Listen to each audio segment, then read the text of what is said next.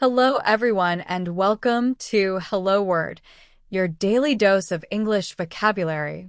I'm Alex, and I'm thrilled to have you join me on this language learning journey. Today, our word of the day is client. Client is a B1 level noun, and it means a person using services of a business. So, what exactly does that mean in everyday language? Well, a client is someone who pays for or uses the services of a professional person or organization. Think of it like this. If you go to a lawyer for legal advice, you become their client. Or if you hire a marketing agency to promote your business, you are their client. The word client is all about that relationship between a service provider and the person receiving the service. Let's explore some words that are similar to client, also known as synonyms. A good synonym for client is customer. For example, the restaurant always aims to provide excellent service to every customer.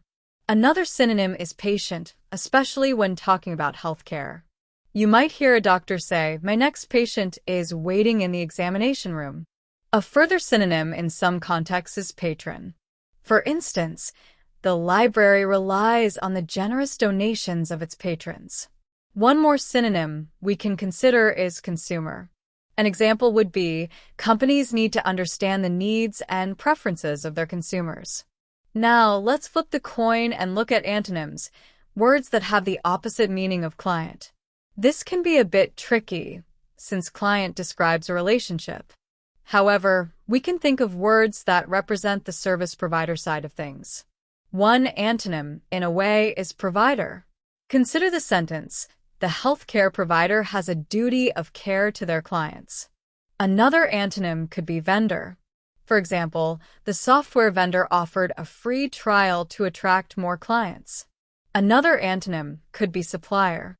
The company is a major supplier of goods for the local stores, serving many clients. We could even think of employee as a kind of antonym, as the employee works for the company serving the client. The company's employees are dedicated to satisfying our clients. Another contrasting word is seller when talking about a retail transaction. The seller was very helpful in assisting me to choose a gift for the client. How can you use client in your everyday life? Well, if you're discussing your work, you might say, "I have a meeting with a new client at 3 p.m. Or if you're talking about a business, you could say, "Our company focuses on building long-term relationships with our clients." You might hear phrases like the client's needs or serving the client.